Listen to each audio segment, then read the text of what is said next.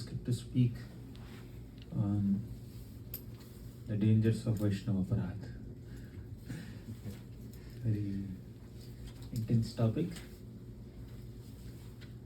Our advancement in devotional service is very much dependent on our sincerity of sadhana and our service attitude and the intensity with which we chant the holy names of Krishna and the purity of intent that we maintain in our heart.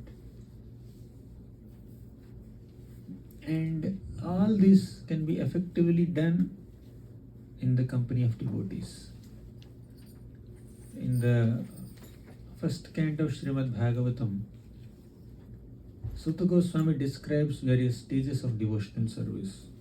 In the second chapter, Shraddha, Sadhu Sangha, Bhajana Kriya, Anartha Nivritti. You know these stages? Bhakti begins with little faith. Okay, that's the beginning of bhakti, which is Shraddha, faith. And even to get that faith in the process of bhakti, we need the association of devotees. Before even we come to the stage of Shraddha, Sutta Goswami says we need two more stages.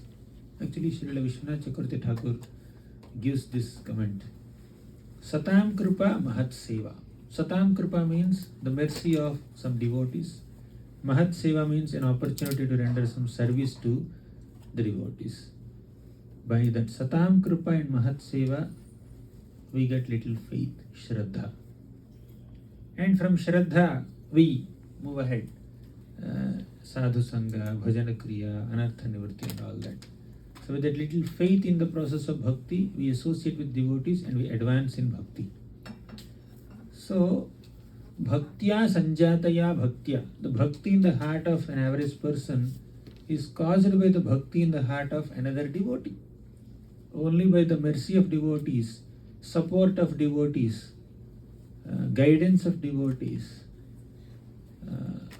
we advance in bhakti. We get inspiration to practice bhakti by the association of devotees. We get support and guidance to practice bhakti by the association of devotees. We can relish the process of bhakti, we can relish the pastimes of Krishna only in the company of devotees. Thus, at all stages of life, beginning stages or middle stages, advancing stages or advanced stages, association of devotees is very crucial for bhakti yoga, right? Without the company of devotees, we cannot relish bhakti or practice bhakti or stay inspired or motivated in bhakti. Okay. So, by pleasing devotees, we get their blessings. By displeasing devotees, they may not be displeased. But if our act is not according to Vaishnava standards, then Hare Krishna, I think it can be reduced. If our actions are not according to the Vaishnava standards, naturally we end up offending devotees. And the devotee may not take that offense, but the problem is Krishna takes offense. Even if a devotee doesn't take an offense, it is Krishna who gets hurt by our unfavorable attitudes or activities in our interactions with devotees.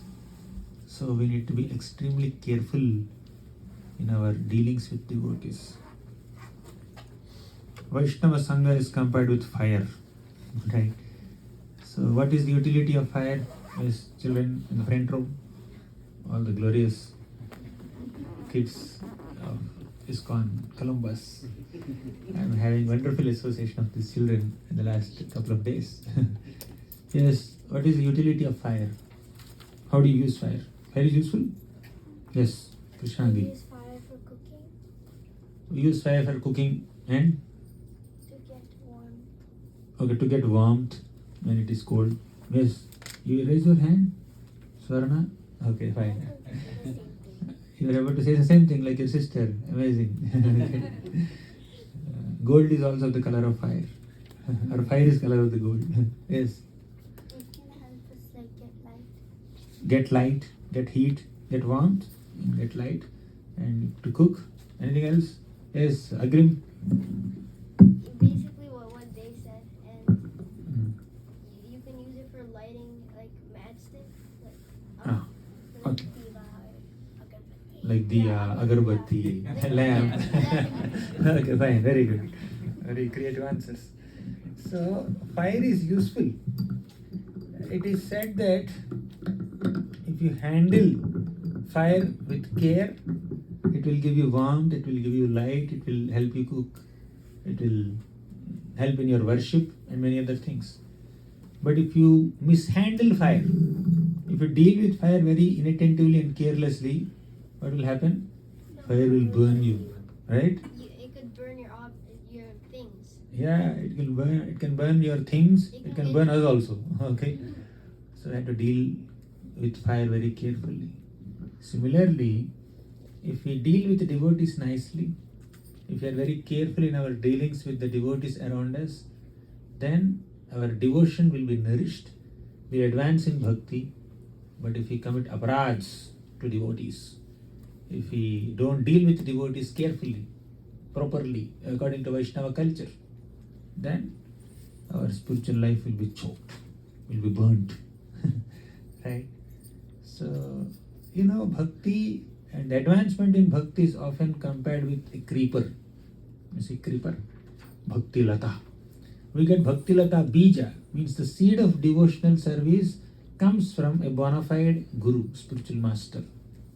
Once we receive the seed of bhakti from spiritual master, we plant it. We sow the seed.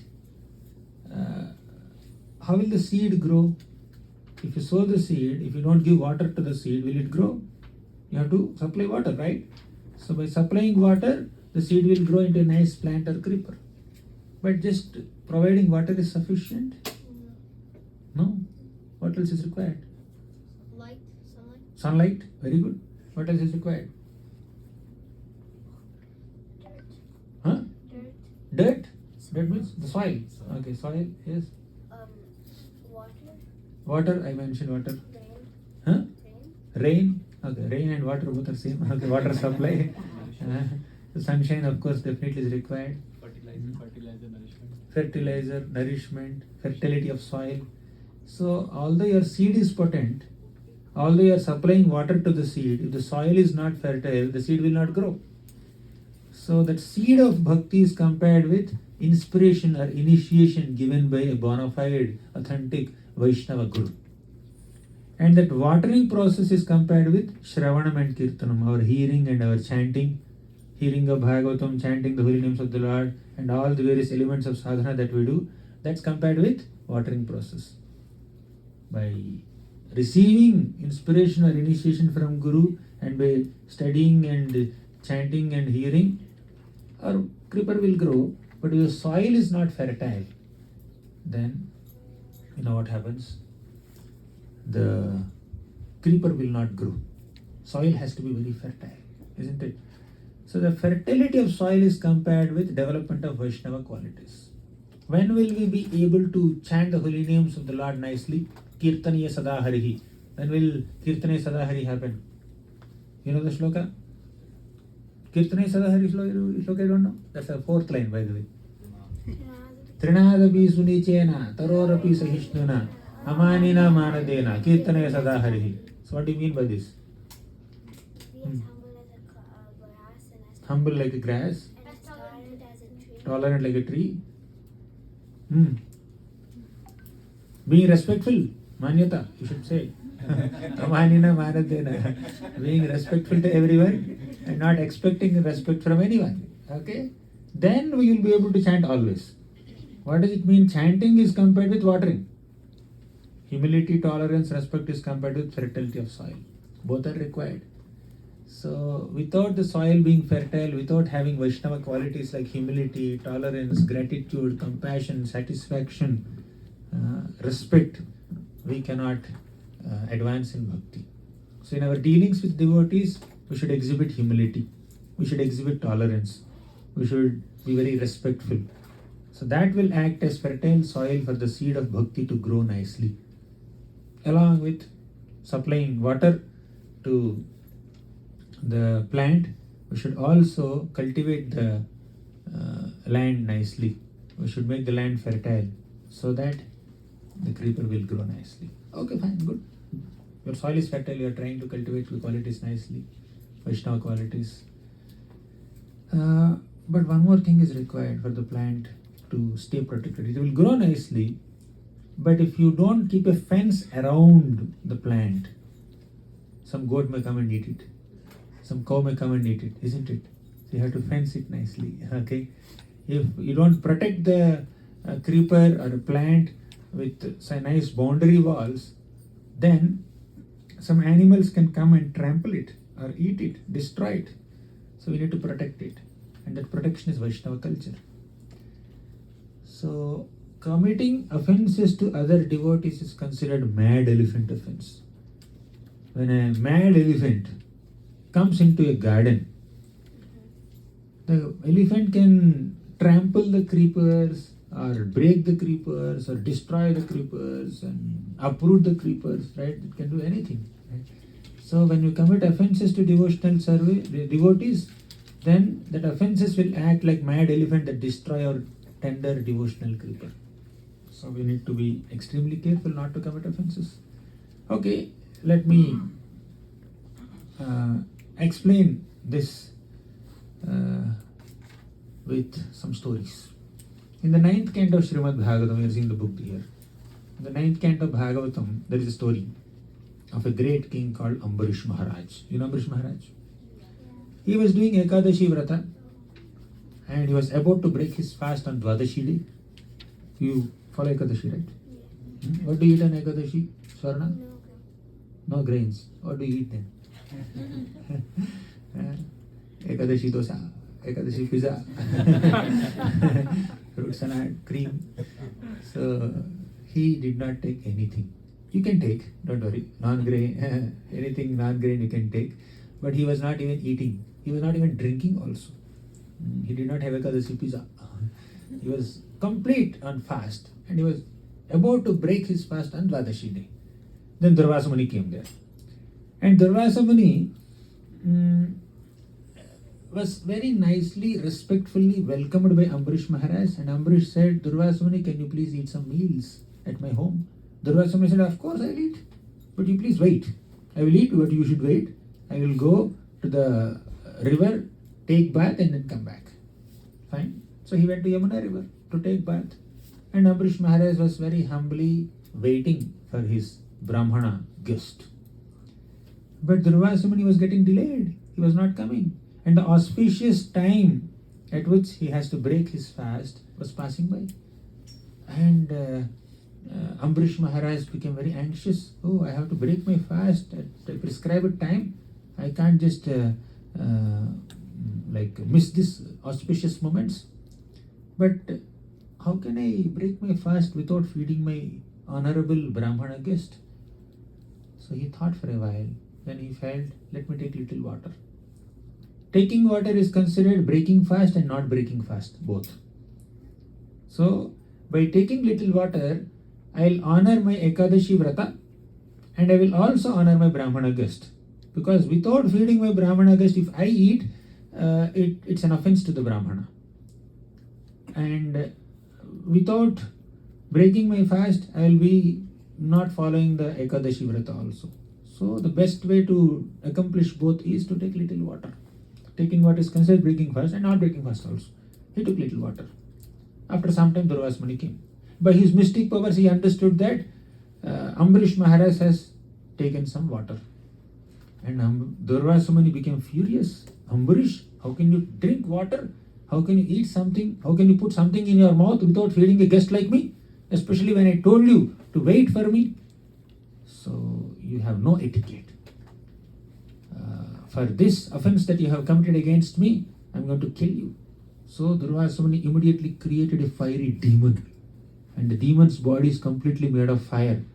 So generally all bodies have earth, water, fire, air, ether, all elements are there within the body. But the body of the demon has only fire. There is no other elements. So with a trident in his hand, this fire demon was attacking Ambarish Maharaj to kill him. But Ambarish Maharaj did not move even 1 millimeter from where he was standing. He was completely fearless. And he felt that although I did not intentionally offend Durvasa Muni, he was getting offended. And if such a Brahmana, guest, sage has taken a decision to kill me, I take it as Krishna's decision. I just keep quiet and I stand there. He did not move. If another Kshatriya had attacked Ambarish Maharaj in an inappropriate way, he would have taken his sword or bow and arrows and would have fought with him, but he did not confront because he is a Brahmana, he is a sage. I have to respect him. He was sticking to his Vaishnava culture, although Durvasa Muni was not acting according to Vaishnava culture. Very important lesson. Although other people may not follow the Vaishnava culture and they may behave in inappropriate ways with us, that does not mean we have to compromise our Vaishnava culture. We can respond in an aggressive way or we can respond in a Vaishnava way. Ambarish Maharaj tried to respond in a Vaishnava way. He did not confront with the sage. He just stood there. Then the fiery demon came to kill Ambarish Maharaj.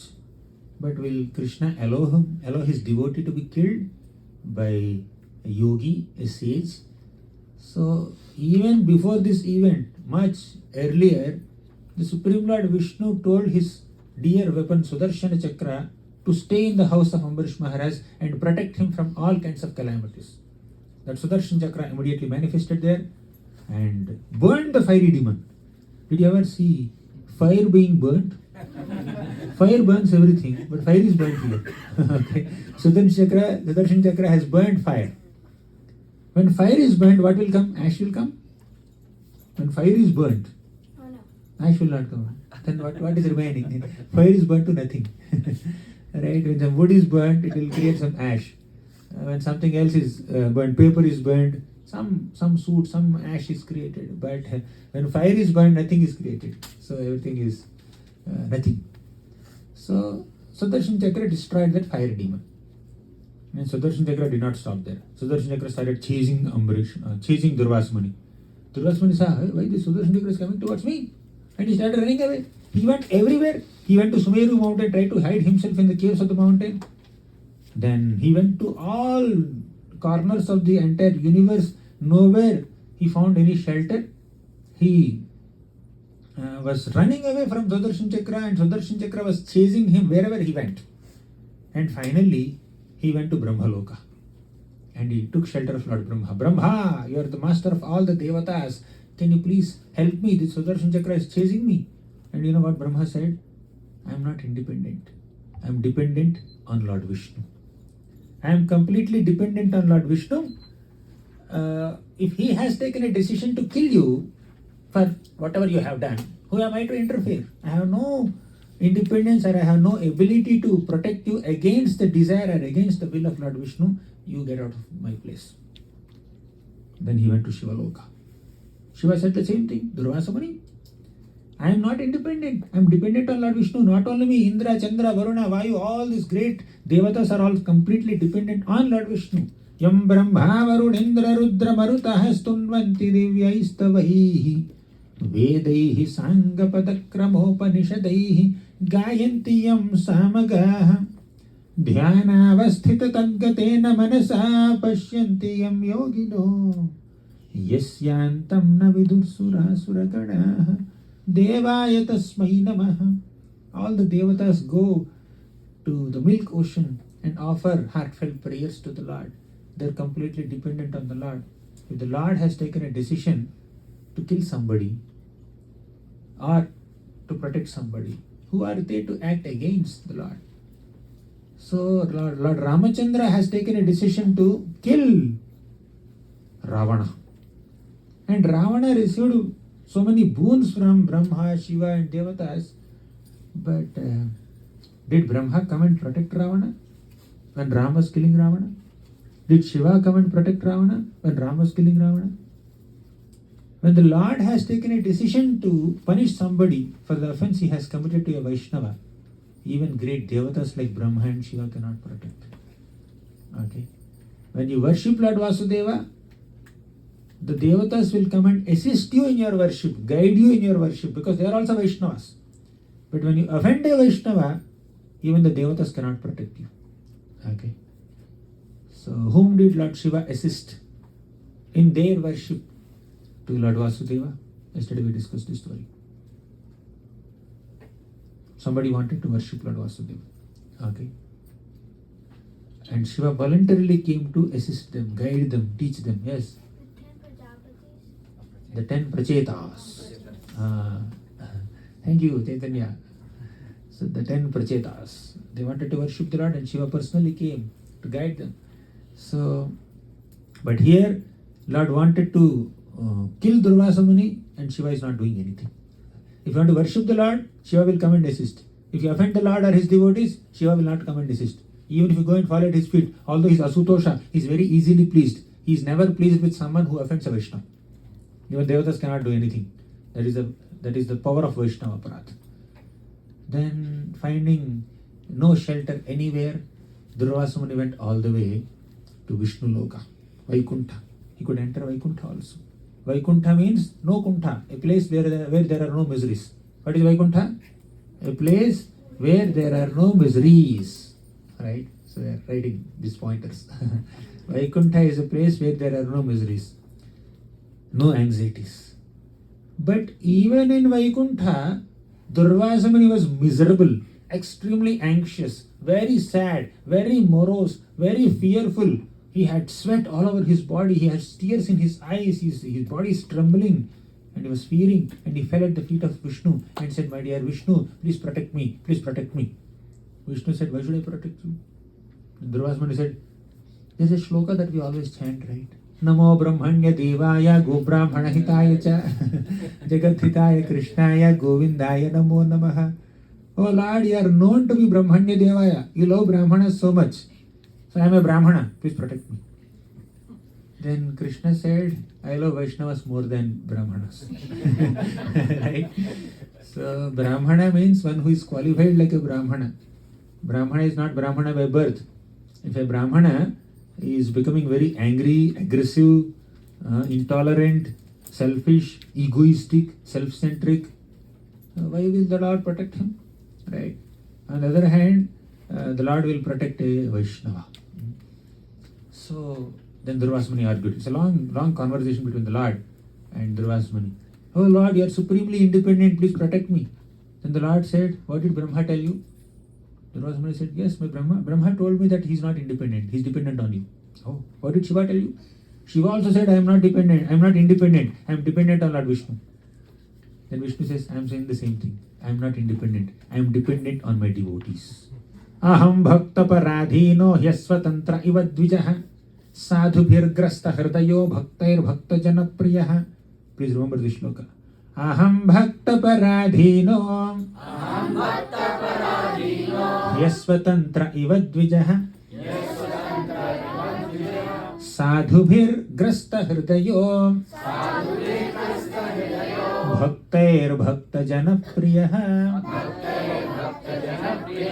Aham bhakta paradhino. I am completely dependent on my devotees. Para adhina means I am totally controlled, captivated, captured by my devotees. I am under their care. I am under their subjugation, their control. I am controlled by my devotees. He asvatantra iva dvijaha. Swatantrata means independence. Aswatantra means I am totally dependent. I am not independent. Okay, I am not independent. I am dependent on my devotees. Aswatantra iva dvijaha. Sadhubhir grasta hridayo. My heart is completely captivated by the love and affection of sadhu devotees. You are not a sadhu. Ambrish is a sadhu. Hey, see, I am wearing saffron cloth. Right? I am wearing this matted locks of hair. I am a sannyasi. I am a brahmana. You are not calling me sadhu. And he is wearing crown. He is having a sword, bow and arrow. He is living in palace. How can he be sadhu? Sadhu is not a person who wears saffron cloths or shaved head. Sadhu is a person who has genuinity of heart, devotion in the heart, right?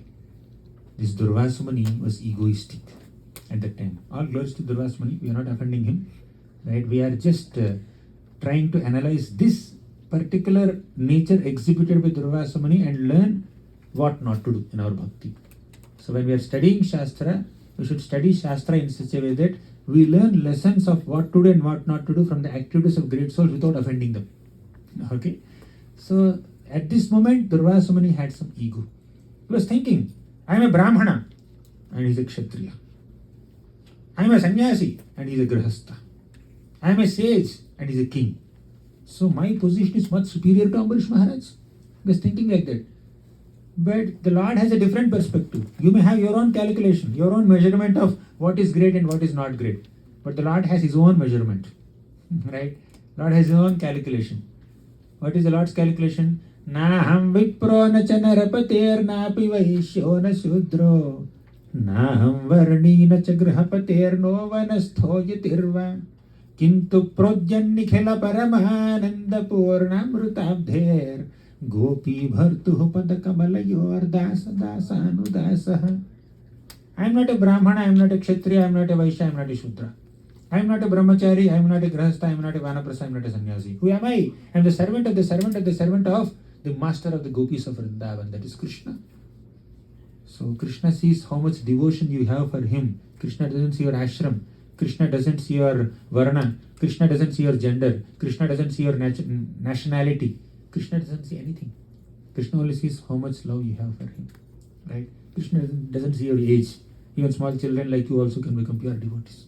Okay? Dhruva Maharaj at the age of 5, he completely captivated the heart of the Lord. You see that picture. Prahalad Maharaj at the age of 5, he completely captivated the heart of the Lord. Parikshit Maharaj, before his birth only, he attracted the attention of the Lord. Okay?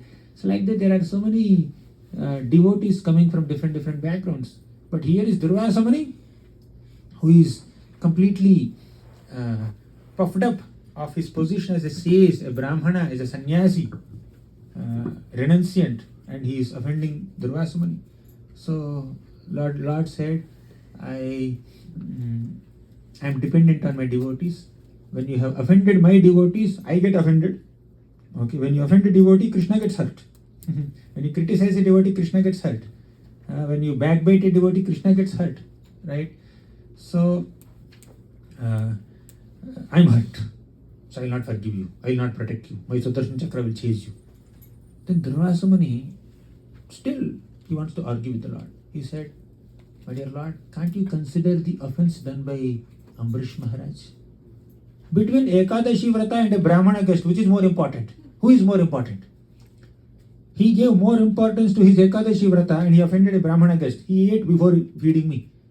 Can't you see that offense that he has done?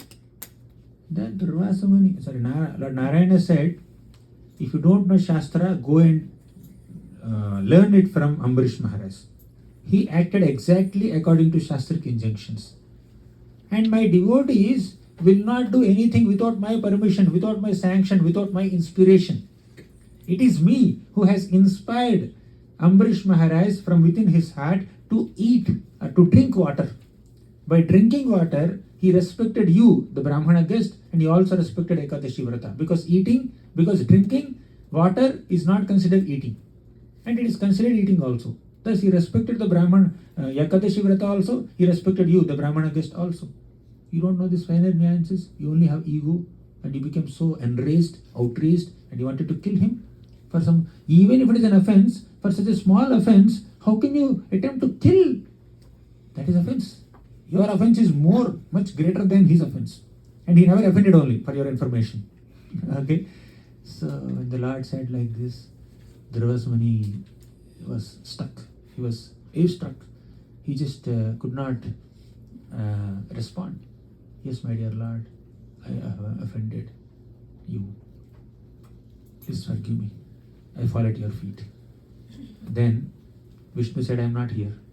I am not in Vaikuntha. I am in the heart of Ambarish Maharaj. Because I have committed offense in the Bhuloka, you cannot beg forgiveness in Vaikuntha Loka. You should go to Bhuloka only. Right? You offended my devotee, you fall at my devotee's feet, not me. When you fall at my devotee's feet, I sitting in the devotee's heart, will look at you. Are you falling on the feet properly or not? Then I'll forgive from there. I will not forgive you from Vaikuntha, by the way. Okay? My location has changed. Although I am here, I am more present there. I will accept Your application not in Vaikuntha, there only. Important lesson here is, when we have offended one devotee, even if you pray to the Lord will not forgive. Only the devotee has to forgive. Figure out whom have you offended, right? Keep aside your false ego. Go and fall at the feet of that particular devotee only. I'll chant extra rounds. I'll not say sorry to him. I'll chant extra rounds. I'll read more Bhagavatam. I'll fast. No. If you offended that devotee, only that devotee has the capacity, authority to forgive you and relieve you from the reactions to offense. Right? Don't think that I offended a devotee, I'll chant extra holy names, holy name will forgive me, deities will forgive me, Bhagavatam will forgive me, I'll read extra chapters of Bhagavatam today because I offended this devotee. No, you can't cancel things like that. Right? If you offended a devotee, go and fall at the feet of that devotee. Humble yourself, keep aside your false ego. And saying sorry is not a matter of formality. Sorry, forgive me. Not like that. That sorry should come from the heart. That apology should come from heart. Apology is not a formality. It's a honest expression of your regret for having offended another Vaishnava. Okay? It's not a formality. It's not a ritual. Okay? It is, apology has to be said with due respects to the position of another Vaishnava and acknowledging the emotions of other devotee and keeping aside your own false ego and your position, prestige, name, fame, etc., etc. Fall at the feet of the devotee and sincerely beg forgiveness. I'm really sorry. Please forgive me. Right?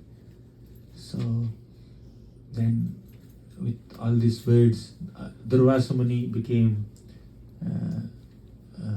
enlightened. He went to Ambrish Maharaj's place. He fell at the feet of Ambrish Maharaj and said, please forgive me. You know what was Ambrish Maharaj's disposition? He was feeling very awkward. He felt very embarrassed. He felt very uncomfortable. Such a great sage, a sannyasi is falling at my feet. He felt very uncomfortable. He was not thinking, finally you touched my feet. My lotus feet is your only shelter. Right? So, only my lotus feet can make you cross this ocean of Vaishnava Aparadha. Right? So, I have the key to give you some peace. No, Ambrish Maharaj was feeling bad. Actually, in the case of a devotee, there is no question of forgiveness only. A devotee doesn't forgive because he never takes offense only. Where is the question of forgiveness? Right? I forgive you. Devotee will never say. For all practical purposes, we may say devotee has forgiven so-and-so offender, but devotee doesn't take offense only. Where is the question of forgiveness? Okay. When Parikshit Maharaj went with a dead snake to put on the neck of Shamika Rishi, Shamika Rishi did not get offended. His son got offended. His son said, oh, this king has offended my father, whoever that may be, let him die within 7 days by the bait of a snake. So, and he came to his hermitage and he saw his father doing some meditation with a snake garland around his neck. Then the boy started crying, 5-year-old child. He was crying so loudly. And his meditation broke and he opened his eyes and he saw that snake. And he just removed it and kept it and said, my dear child, why are you crying? He did not take it seriously at all. There was a dead snake around his neck. Shamika Rishi, as soon as he saw this dead snake, he was not thinking, who is the person who has offended me like this? Okay, who has the daring to put this dead snake around my neck? He was not considering that at all.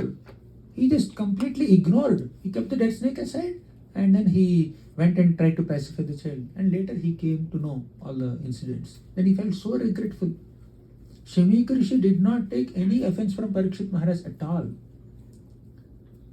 How can he keep the dead snake around me? He was only feeling bad that, my God, this innocent king, Mahabhagavata devotee king, the monarch has to be cursed to die within 7 days by my inexperienced, immature son. He was regretting. He's praying to the Lord, oh Lord, he is very talkative, he is very aggressive, please forgive this little child. And then he had sent a message to Parikshit Maharaj, you please do the needful. So, Shamika Rishi did not take offense at all. So, devotees are those people who do not consider the offenses of other personalities. But if you offend another people, other Vaishnavas, then they become little strict. But on a personal note, they don't take offense. Right? Personally, they don't take offense. Anyways, Ambarish Maharaj felt extremely uncomfortable. And he offered a prayer to Sudarshan Chakra. Sudarshan Chakra, please forgive this Brahmana. If at all I have any pious credits or spiritual credits, if at all we have done any pious activities or religious activities, in response to all those activities, as a benediction to all those activities, please spare the life of this Brahmana. Ambarish Maharaj was in a mood of exchanging all his spiritual credits for this one boon of the life of Durvasa Muni, who tried to kill him. Can we find a better example of forgiveness? We cannot find. So this is the nature of great devotees like Ambarish Maharaj. So the lesson here is, regarding Vaishnava Aparadha, we have seen a couple of lessons. Number one, if we offend a Vaishnava, even great devatas also cannot protect you. Second, if you offend a Vaishnava, it is Vishnu's heart that we are hurting. Krishna's heart is hurt by offending his devotees. So he can also not forgive you. Although he is completely powerful to do anything and everything in the entire creation, he has no ability to forgive. He has no intention to forgive an offender of a Vaishnava. Third, when we offend a Vaishnava, we should fall at the feet of that Vaishnava only, that devotee only, not any other process will not relieve us from the reactions to offense. Only that Vaishnava has the capability to forgive us and relieve us from that offense. Right? And one more thing is that devotees are very forgiving and tolerant. So Ambarish Maharaj prayed to Sudarshan Chakra, and Sudarshan Chakra relieved our Durvasa Muni. Okay. The Lord also told, when my dear devotee Ambarish Maharaj was attacked by the fiery demon created by you, he did not move even 1 inch from where he was standing. But when Sudarshan Chakra is trying to kill you, you went all over the universe. You did Brahmanda Brahman. You are in bodily conception. He was not attached to his body. You have so much attachment to the body. Right?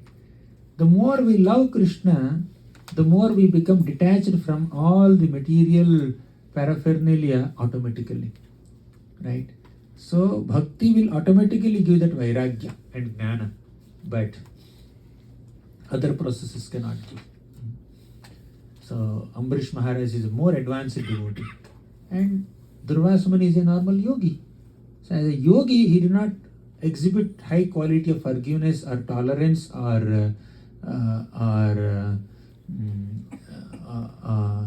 tolerance, but Ambarish Maharaj exhibited great tolerance and forgiveness. Right? He did not exhibit detachment. Ambarish exhibited detachment.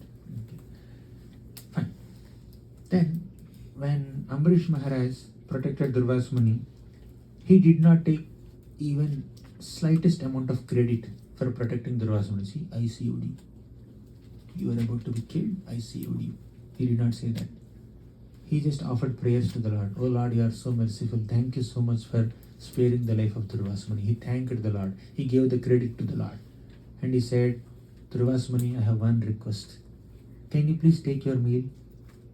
I invited you to feed some meal to you, but without eating only you went for 1 year of Brahmanda Brahman. Right? 1 year. Durvasa Muni is wandering all over the universe. For 1 year, Ambarish Maharaj was standing there only and he was fasting. His Ekadashi fast went for 1 more year. Right? He was not eating any food only. So, after feeding Durvasa Muni, then Ambarish Maharaj ate. Durvasa Muni said, Ambarish Maharaj, I was totally overwhelmed. I became speechless by seeing your Vaishnava qualities and your extent of forgiveness and your tolerance and your respect towards a Brahmana. Earlier, Ambarish was blamed for his disrespectful attitude and offense towards a Brahmana. But now this Brahmana, same Brahmana, told Ambarish Maharaj, Ambarish Maharaj, I have never seen a person who is more tolerant and forgiving than you. 1 year. If he is really disrespectful to Brahmanas, why would he fast for 1 more year? just with that sentiment that I have not fed this Durvasa Muni, how can I eat now? Okay. So, okay. There is another devotee named Srivas Thakur. You know Srivas Thakur? Srivas Angan, Mahaprabhu used to dance, right? So, he was a pure Vaishnava. He is very popular as a Vaishnava in his locality. Everybody respects him. But there is one person named Gopal Chapal. He is very envious of Srivas Thakur. So although Srivas Thakur is a Vaishnava, Gopal Chapal wanted to prove that Srivas Thakur is not a Vaishnava, he is a Shakta worshipper. Whole night he was just worshipping Kali and then doing some kind of Tamoguni worship. So to prove that he is a Shakta worshipper, you know what he did? He kept some Kali worship paraphernalia in front of Srivas Thakur's home. Some sindoor, some hibiscus flowers, and some wine, and some other kinds of substances he just kept in front of his home. Early in the morning, Srivas Thakur opened his door and he found all this paraphernalia. And he understood. Someone wanted to prove that I am a Shakta worshipper, not a Vaishnava. That's considered a little low in those circles in those days. Then, Srivas Thakur, you know what he said? He was not offended by Gopal Chapal's act. He called his neighbors, see, this is what I am doing whole night. He even personally called his neighbors. He was totally oblivious to public image. He was not at all attached to public image. And these the neighbors of Srivas Thakur, they did not believe Srivas Thakur also. Don't joke. How can you do this? And who did this mischief here? So they called some sweeper and they got the place completely clean and they also applied cow dung and then threw all this paraphernalia away and then Srivas Thakur, please go ahead, do your Vaishnava puja. Okay. So he did not even take offense and he was trying to cooperate with the offender in trying to defame him. But the Lord took the offense of Gopal Chapal more seriously. You see, what is offense? Offense is not accidentally saying or doing something to a Vaishnava and then immediately saying sorry. For example, you are dancing in Kirtan. You accidentally stepped on the foot of another Vaishnava and said, I'm sorry, Prabhu, I'm sorry. He said, no problem, never mind, Prabhu. Okay, let's maintain some distance while dancing. That's all you can say. Even if you are a little hurt also, you will not take it very seriously because he never intended to harm you. Right? So such kind of accidental mistakes can be forgiven.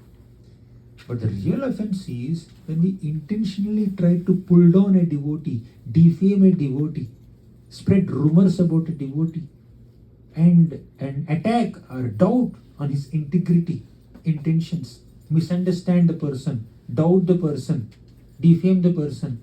That's offense. Small things can happen. You are the subject getting in charge, right, for Sunday feast. Right? For Sunday feast, you are asked to coordinate the whole cooking, and some 10 volunteers came there to assist you in subjugating. Somebody is not doing properly. Hey, not like this, cut like this. Okay, one day I went to the kitchen during BT days. I was just cutting sabji, and the head cook, he wanted to cut the sabji in a certain way, and he was giving instructions to all the volunteers who came for sabji cutting. So they were listening carefully and trying to cut, but I was not listening carefully. I kept earphones in my ears. I was listening to some kirtan and cutting sabji, and I'm cutting in my own style. And he came and gave a heavy feedback to me. Right? You are not supposed to cut like this. Okay.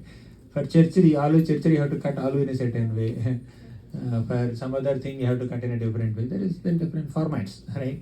Here cooks better. I'm not a cook. I'm an eater only. Not a cook. So he gave feedback. So when somebody is doing a mistake in some service, to lovingly correct him, or even to become little strong and give a feedback to that person, that's not considered an offense because you are concerned about the service. And in this process, if you find that other person felt a little uncomfortable, you can go and say sorry. I'm sorry, Prabhu, I didn't mean to hurt you, but service has to happen in this way. You are not acting according to the expectations. Therefore, I had to become a little heavy with you. I'm sorry. You can say that much. You can give a clarification. That's not considered a great offense. But the point is, if we purposely try to defame another devotee, spread rumors about a devotee, and misunderstand, doubt their integrity, doubt their intentions, that's and maintain some grudge or envy or negativity and harbor some bitter feelings towards other devotee, that's greatest offense, right? Circumstantial, accidental, unintentional mistakes may be forgiven, but intentional, premeditated planning and scheming to harm another devotee, they are considered very, very grave, extremely grave. Krishna gets hurt. And here is Gopal Chapal. He planned to defame Srivas Thakur. Although Srivas Thakur did not take that offense seriously, Lord Chaitanya Mahaprabhu took that offense seriously. And this Gopal Chapal was affected by leprosy within just few days. Within a couple of days, he was affected by leprosy. And Lord Chaitanya Mahaprabhu saw him on the bank of Ganga. Then Gopal Chapal went and told Srivas Thakur, went and told Lord Chaitanya Mahaprabhu, Mahaprabhu, I heard that you are the Supreme Personality of Godhead, you are an incarnation of the Lord, and we have a village relationship, I am like your relative, can you please relieve me from this leprosy? You have a lot of mystic powers, you did this, you did that. Then Mahaprabhu said, Are Papi Bhakta Dveshi. You are Papi, you are extremely sinful. You are Bhakta Dveshi, you envied other Vaishnavas. I can never forgive you. You know what I will do? My plan is to throw you into hell for the next 10 million lifetimes and make you suffer in hellish planets. So to that degree, Lord Chaitanya Mahaprabhu becomes hurt when we hurt another Vaishnava in a premeditated way, right? So that does not mean we have all license to do all accidental mistakes and we don't become, be careful in our dealings. We have to be extremely careful not to even unintentionally or accidentally offend another devotee, but they have little slighter reactions, but this is more premeditated offenses have greater reaction, right? Politically trying to maneuver situations or manipulate situations in such a way that you pull down the other devotee. Politics, what else? Diplomacy, duplicity, okay, manipulating things. All these are Vaishnava Aparadha, deep Vaishnava Aparadha that have very long-lasting, everlasting effects. Okay, so then another time Gopal Chapal with this leprosy went and fell at the feet of Mahaprabhu. Mahaprabhu finally said, I cannot forgive you. Because you have offended Srivas Thakur, only if you go and fall at the feet of Srivas Thakur, then you will be relieved from this offense. Then finally Gopal Chapal understood his mistake, realized it, regretted for it, and he went and fell at the feet of Srivas Thakur, and Srivas Thakur forgave him. So when we offend a devotee, we will not get forgiveness from anywhere else except from that devotee. Even the Supreme Lord also does not have ability or intention, willingness to forgive us. Okay, we have to keep our false ego aside completely. There is another instance, Jada Bharat. There is the third lifetime of Bharat Maharaj. King Bharat, Dear Bharat, and Jada Bharat, three Bharats. Okay, so this Jada Bharat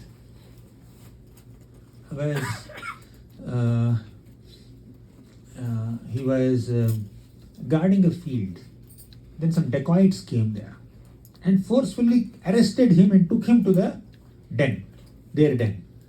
So why did they do like that? The dacoits had a head. The king of dacoits wanted a son. So he wanted to conduct a sacrifice in the name of Kali.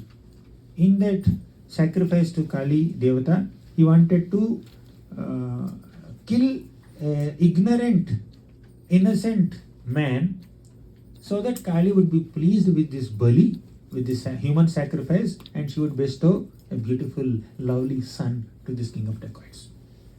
Where in the scriptures it is mentioned?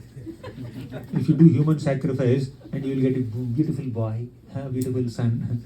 Nowhere mentioned. They are doing swavidhana. They are concocting their own process of worship of Kali, and then they are trying to kill this innocent man. So they captured an innocent fellow and he ran away. And the king of dacoits said, I don't have anyone to kill now. So you have to find somebody and bring him here. And the moments of sacrifice are just passing by, just go. So all these dacoits went in all directions and they found Jada Bharat and they brought him forcefully to Mother Kali. And they decorated him, they fed him nicely, and the head priest was about to chop off the head of Jada Bharat. Then suddenly Mother Goddess Kali, she became offended. And this Vaishnava Jada Bharat was not doing anything. But Vaishnavi Kali, she became offended. Her deity broke open and the Kali Mata just jumped off the altar and she beheaded all these dacoits and played football with them, with their heads. Okay. So Mother Kali could not tolerate the offense to a Vaishnava like Jada Bharat.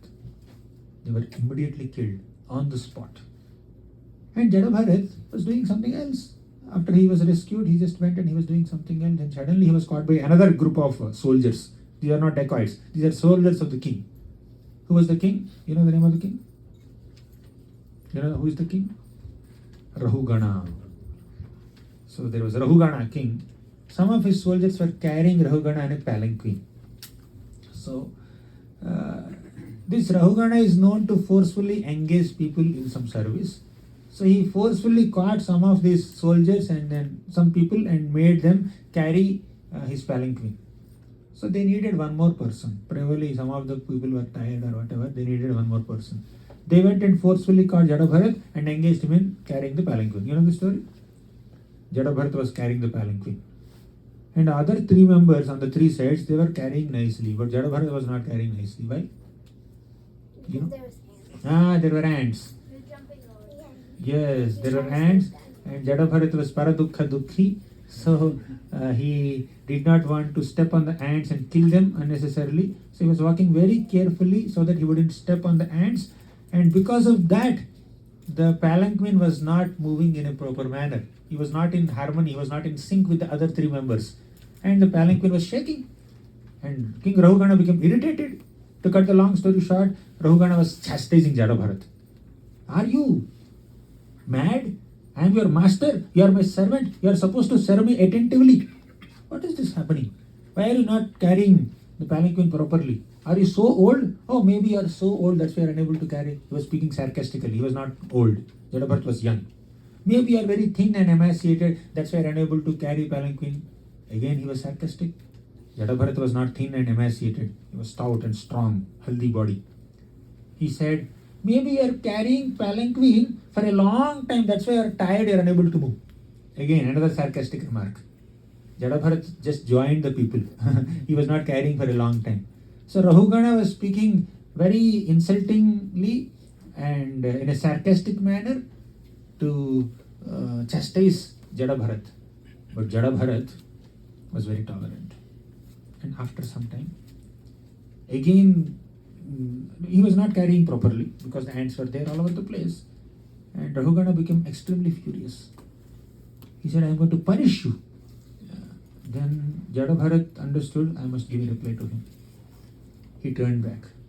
Oh, you are punishing me. You are planning to punish me. Okay. I am a self-realized soul acting like a madman. There is no use punishing a madman. There is no use punishing a self-realized soul. Rahugana got the shock of his life. Is there any use punishing a madman? Yes, Krishangi. If a madman is punished for the mistake he has done, will he learn anything? No. If a self-realized soul is punished, what will happen? Only offense will happen. Right? So I am a self-realized soul acting like a madman. There is no point of punishing me. Then as soon as Jada Bharat spoke these words, Rahugana became fearful. He immediately got down from the palanquin and fell at the feet of Jada Bharat. Who are you? Oh Lord, who are you?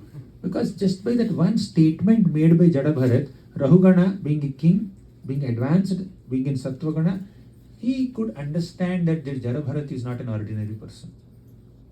Yeah, being a king, being a Kshatriya, he also had some kind of authoritative mood.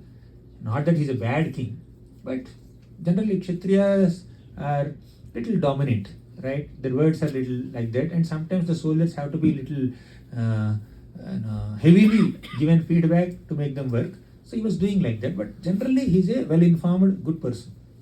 So he immediately got down. As soon as he recognized that Jada Bharat was not an ordinary person, he came and fell at the feet of Jada Bharat and said, Naham vishanke suraraja vajran natryaksha sula nayamasya dandat. Nachandra Somagnilavit Tapastrat Shankhe Brusham Brahma Kulava Manat.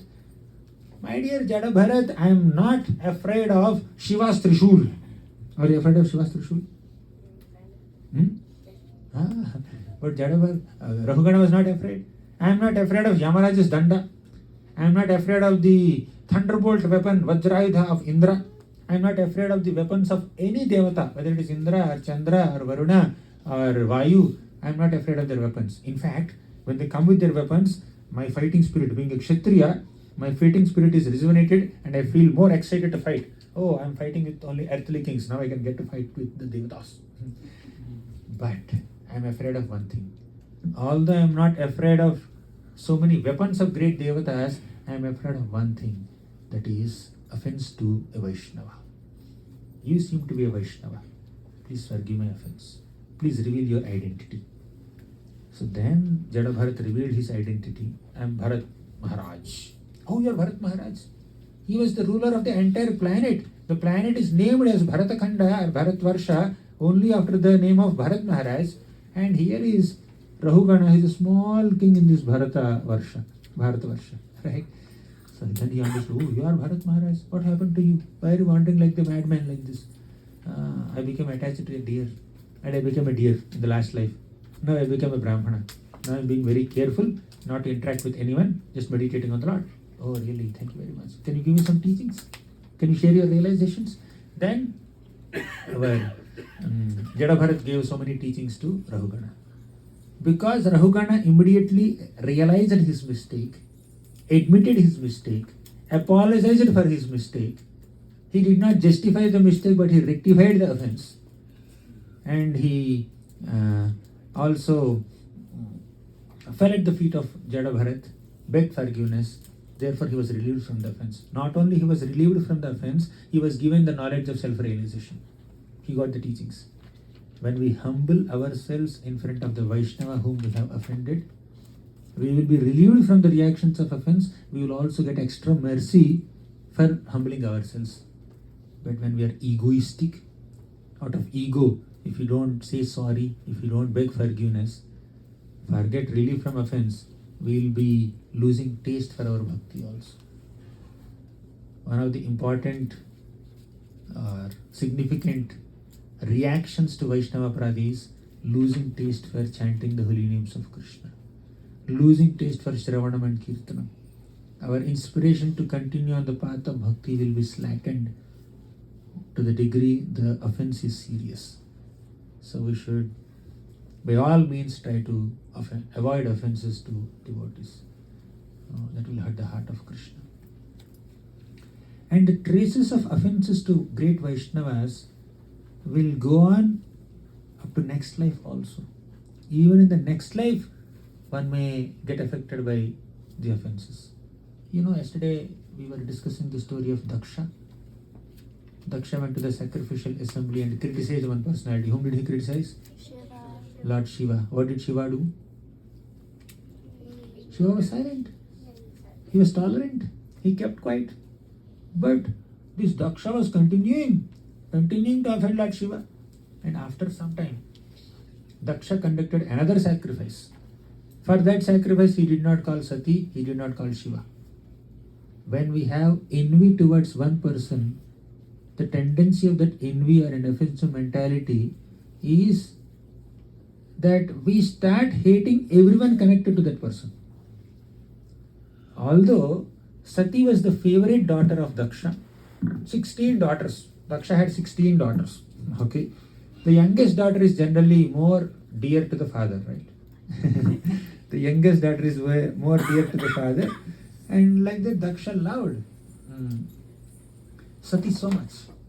But because Sati happened to be the wife of Lord Shiva, Daksha neglected even Sati also. Our offensive attitude towards a Vaishnava will make us offensive to other people who are connected to that Vaishnava also. Oh, you are connected to him. Why are you turning your face away from me? Because you have some connection with that person. I will not look at you. I will not interact with you. I will not give you prasadam. Right? So, when we don't curb that negative attitude that we have towards another devotee, sooner or later we start expanding that offensive attitude towards all the devotees are connected to that devotee. That's the nature of offense. Right? So, Daksha was very indifferent towards his daughter Sati also. You know the long story, I'll not repeat the whole thing. Sati wanted to attend the sacrifice of Daksha, and Shiva is saying, no, don't attend the sacrifice. Your father is not very favorable to me. Then Sati says, the problem is yours, not my father's. Why did you not get up when my father came in the sacrificial assembly? Then Shiva said, I was meditating on Vishnu. I was worshipping Lord Paramatma within the heart. By worshipping the Lord, by respecting the Lord, I have already respected Daksha. Why can't you directly respect? Why have to indirectly respect by worshipping, by meditating on the super soul? She was having her own arguments. Because when emotions are so high, logic goes for a toss. She became so emotional towards her father. She said that let me even ignore the advice or suggestion or instruction given by my husband. Let me go to my father. She left. Still, Shiva was very protective. Shiva had sent Nandi and other of his associates to protect and to assist and accompany Sati. And Sati went all the way to Daksha's sacrifice, and Daksha did not even greet her, welcome her, even speak to her, even look at her. She became offended. And she chastised and criticized Daksha, and she committed suicide. She invoked the fire element within her body and she burned herself. Then Shiva responded. Shiva tolerated all the personal insults done by Daksha, but when Daksha offended Sati also, Shiva could not tolerate. He had sent Veerabhadra, who has cut the head off Daksha.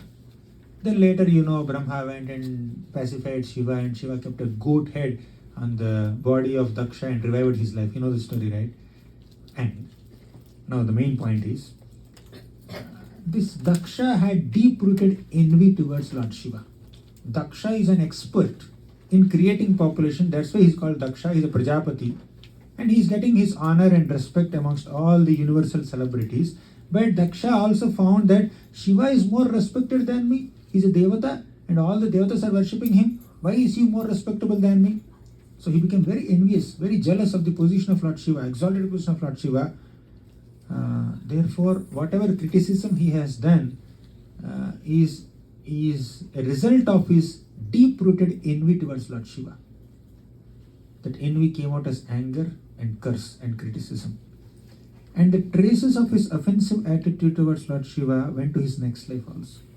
After giving up his body with goat head, Daksha again took birth as Daksha in the next life as a Kshatriya. And he had 11,000 sons. 10,000 sons are called Haryashvas. They went to the forest to perform some austerities. Narada Muni came and taught them the process of bhakti, and all of them became inspired to become sannyasis and dedicate their lives to Lord Vishnu. Then Daksha created 1,000 more sons called Shavalasvas. They also went to the forest, and Narada Muni transformed them also into pure devotees and sannyasis. Then Narada Muni came to Daksha. Oh, Daksha has just now lost his 11,000 sons. Okay. Maybe he's in a detached spirit. Let me teach him about bhakti. But Daksha was burning with fury, anger, and he blasphemed Narada Muni and he cursed Narada Muni. May you not have any permanent residence anywhere. May you just wander here and there. You will not have any permanent base station. Okay. He cursed him like that. So why did he curse? Why did he become so offensive to Narada Muni? Because he had offensive mentality towards Shiva in the past life. When we offend one devotee, that offensive attitude can spread and we start offending many other devotees also, other Vaishnavas also. Therefore, if we don't curb the offensive attitude that we are having in our heart, that offensive attitude can go to many other people also. We need to be extremely careful in our dealings with other devotees. What's the time now? Okay, 12. I think we should take some questions instead of continuing. So point is, by the assistance and by the guidance of pure Vaishnavas, we advance in bhakti. But by offense towards other Vaishnavas, we lose taste in bhakti. As simple as that. We get taste in bhakti by the blessings of Vaishnavas. We lose taste in bhakti by offenses to Vaishnavas. Even if the Vaishnava doesn't take our offense, but the very fact that we have offended a Vaishnava will be noted by Krishna, and Krishna will give us the necessary reactions. Once there were two pujaris in a temple. They had some argument, they had some quarrel, for some reason they had some fight and they did not get along with each other. They had some bitter feelings towards each other, okay, for whatever reason. So they both are pujaris. So this one pujari was dressing the deity of Srimati Radharani one day. The other pujari, with whom he had some issues, okay, so he went to the altar. Just in the morning time, dressing is happening. Both are pujaris, right? Both have to oversee the worship. So he went inside and then he saw the other pujari dressing Radharani. And the dressing came out so beautifully, wonderful. He became extra attracted. Wow, such a wonderful dressing. Who did it? Oh, my my dear friend has done it. So, but for a moment he thought, by the blessings of Radharani, this devotee dressed Radharani so beautifully. Without the sanction, without the blessing of Krishna and Srimati Radharani, will he be able to render that service to her so nicely? He just thought for a moment. And Radharani is receiving service from this pujari. Amazing. If I have some bitter feelings or negative feelings towards this devotee, will Radharani be happy with me? He just thought for a moment. No. So he has given up all the bitter feelings he has on the spot by Radharani's grace, right? So it's not worth having any bitter feelings or grudge or negative feelings towards those people, even if they have hurt us. Even if they're ordinary people, what to speak of Vaishnavas. As a matter of fact, for all practical purposes, you may take an action against some devotee who behaved inappropriately just to protect the spiritual ambience of a place, right? If someone has done a mistake, which is a little grave, then we may take a necessary action. But at heart, we should not hold any grudge or envy or negativity towards that person, right? I'm doing it as a duty, but personally, I don't have anything against him. I pray for him. I pray for his welfare. I pray to Krishna so that Krishna gives him some good intelligence. So we should always be well-wishers of even enemies also, even other non-living beings and materialistic people also. What to speak of another Vaishnava who is already chanting Hare Krishna. We should never hold grudge. The heaviest thing to hold is not 1 ton weight on your head. What is the heaviest thing to hold? Grudge. So grudge towards another Vaishnava is the heaviest thing that you are holding. Why are we carrying so much load? Why don't you travel light? Right? You have to travel light, right? When you are walking from material world to spiritual world, if you have so much of baggage to carry, it's very difficult, right? Our travel cannot go smoothly. Better travel light. And the heaviest load that we are carrying, heaviest baggage that we are carrying, for which we have to pay penalty, is grudge towards another Vaishnava. We cannot advance. So it's not worth having any negative feelings, even if the other people have done something inappropriate to us, right? That does not mean we continue to tolerate the inappropriate behavior of another person. In the name of humility and tolerance, we don't have to allow ourselves to get exploited by others. We have to save ourselves, no doubt. But while saving yourself from the misbehavior done by other people, we should not hate them. Duryodhan caused so much of troubles in the lives of Pandavas. Yudhishthira Maharaj never hated Duryodhan. Although Duryodhan always hated Yudhishthira Maharaj. But Yudhishthira Maharaj fought against Duryodhan, took away the kingdom from him, defeated him, but he did not have any grudge towards him. Getting it right? Punish, disapprove, but don't hold any grudge or envy or hatred. So hate their offensive mentality and don't hate the person. Be a well-wisher of the person. Pray for the upliftment of that person. Pray for the welfare of the person. Beg Krishna to show mercy. Learn the art of forgiveness. Although we are unable to forgive, sometimes the people, the way people behave with us, uh, sometimes they may hurt us so much. Uh, then it's very painful. It's very difficult to forgive. You know what we should do? We should go to Krishna and pray to Krishna. Krishna, I am unable to forgive this person. Can you please give me the ability to forgive? I want to forgive because I know that it will please you if I forgive him. But I am unable to forgive because my heart is really tormented by the activity done by this person. But please give me that ability, give me that strength to forgive. Dhruva Maharaj was so offended by Suruchi's words. He could not forgive Suruchi. He maintained a revengeful attitude towards Suruchi. With that revengeful attitude only, he wanted to worship Lord Vishnu. But somehow, by Narada Muni's grace and Suniti's blessings, Dhruva Maharaj, while worshipping the Lord, he was not meditating on all the bitter feelings that he was having towards Suruchi. He completely focused on Om Namo Bhagavate Vasudevaya. So when we sincerely practice devotional service, you know what happens? Whatever bitter feelings that we have towards another devotee for what they have done to us, that will be nullified.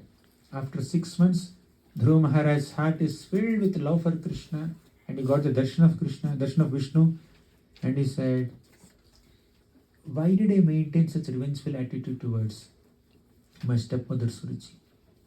And it was not Dhruva's mistake, it was completely Suruchi's mistake. But still, Dhruva had some revengeful feelings towards Suruchi, which is completely justified from a material perspective. But from a Vaishnava perspective, it is not worth holding grudge towards anyone. You know, they are bad. You are pure and they are totally impure. But still, you should not hold any grudge towards them. Because that acts against the very definition of being a Vaishnava. Vaishnava is Ajata Shatru. Ajata Shatru means he will not consider anybody as a Shatru. It's a very high thing, but we have to reach there, right? Oh, Prabhu, it's too high. I can't do it. You have to do something to come there, right? So if we all say, Radha is too high, Tarorapi Sahishnuna is too high, 18 chanting is too high, 16 notes is too much. Somewhere we have to reach there, right? We have to take our baby steps to reach towards the direction. Let's cultivate. And discussing all these examples of great Vaishnavas like Amrish Maharaj, Dhruva Maharaj, they will inspire us to walk in the direction. Otherwise, how long we will continue? It's too high. Yeah, it's too far from me. But we'll stay here only forever. We have to walk in the direction, right? So Dhruva Maharaj held grudge towards Suruchi, but later he regretted for holding grudge towards Suniti. Why should we regret later? Better now only give up those feelings. If you are unable to give up on our own, pray to Krishna for strength. Krishna, please give me the ability to forgive this devotee. And there's one simple tip. How can we not hold any bitter feelings towards another Vaishnava even if the person has hurt us? The answer is simple. That Vaishnava may have certain shortcomings, but he has so many other good qualities, right? Let's try to divert our mind towards all the good qualities of Vaishnavas. He's chanting 16 rounds for a long time. Something back I was sharing with other devotees. One way of looking at it is, he is chanting 16 rounds since 15 years. Doesn't he know even this much? What is use? That's one way of looking at it. Another way of looking at it is, he doesn't know this, but he's chanting 16 rounds since 15 years. That's great, amazing. Right? I said the same words, but a different expression, a different mood. Right? So you focus on the positive attributes of other devotee and try to tolerate the negative aspects as much as possible. If they're beyond tolerable limits, of course you need to take an action, but without any grudge, without any envy. Okay? But as much as possible, if you focus on the positivities and not too much on negativities, at least we'll remain peaceful. If we focus on the negative aspects of another devotee, our mind becomes agitated. We will lose our peace. We'll always maintain a feeling of injustice within us. At least be merciful towards yourself. First, you have to show compassion on yourself. Then you can show compassion on others. Jiva Daya begins with this Jiva first, then other Jivas. So you be compassionate to yourself by forgiving other person. You be compassionate to yourself by not holding the feelings of injustice and bitter feelings towards others. Yes, they have done injustice, no doubt. Absolutely, it is proven that they have done injustice. But if we hold all the bitter feelings within us, that will kill us, that will make us so demotivated and discouraged, that will distract us in our japa. Is it worth to maintain some feeling within the heart that is not allowing us to focus on our japa? It's not worth. So better I consciously try my best, pray to Krishna to give me the ability to relinquish those bitter feelings towards other Vaishnavas. Even if you have to take an action, serious action against that person who has done something very drastically inappropriate, do that. Do the needful. But don't hold any grudge. Don't hold any negativity. Just do it as a matter of duty, as a matter of convention, as a responsibility.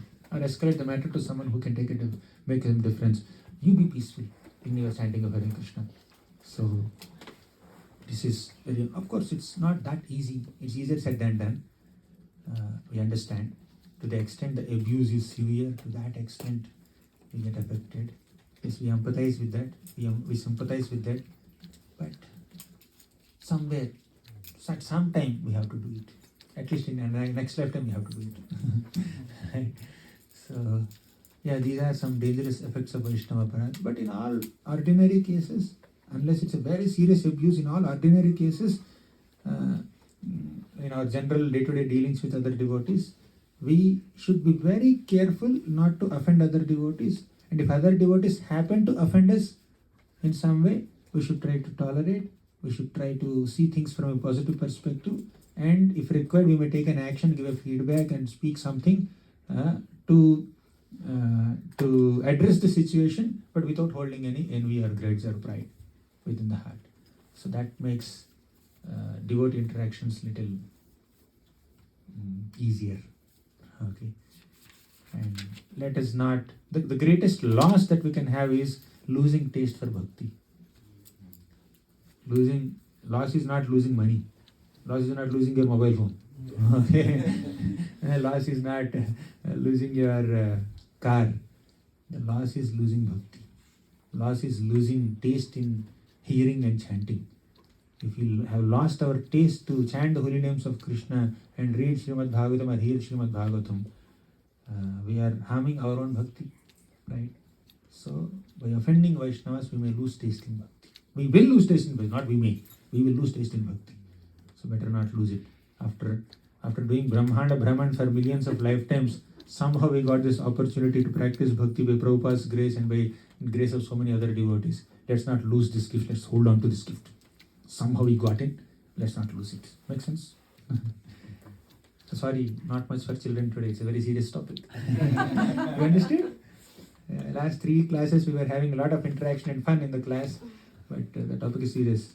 I am not the culprit. You can ask Paramatma. He chose the topic. So afternoon in Sunday feast we'll have a lot of fun-filled spiritual topics, spiritual humor we can have. We can have more interaction. Okay, you understood? No, kids? Okay, thank you. We'll conclude here. Thank you very much. Granthara Srimad Bhagavatam ki jai, Srila Prabhupada ki jai. Yes, sir.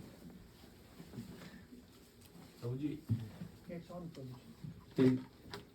in a lot of stories we have heard that when a beheading happens, like in example of Dhara, in example of Ganpati,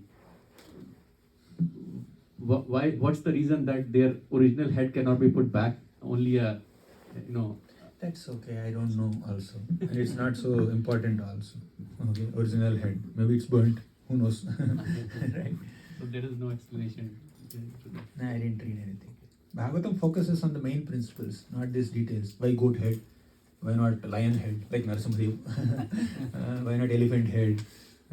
Why not cat head, rat head? If rat head is good, you will ask again. Why rat head? Why not goat head? So you're asking, why goat head? Later, if some other head is put, you will ask the same question. I will give the same answer. So that's not very important. It's okay. Yes, bro. So, Prabhu, quick thing. I think you point about somebody has hurt you, and somebody's hurt you, Mm. you feel bad. Don't have a grudge against them. Yes, that's right. But I think you still have to keep your guard, per se, so that you don't get hurt again. Yes, of course. That makes the relationship a little bitter. Always, you have to keep a little distance. Okay, this person hurt me once, I don't want to get it hurt again. So that is not considered an offense. That is something which you are trying to protect yourself and only interact when there is a requirement or service. Mm. Is that right? That's what I wanted to say. Yes, yes. Sometimes when it is incompatible. Yesterday we were discussing, right? Someone said, I will not take lemon milkshake. Who said that?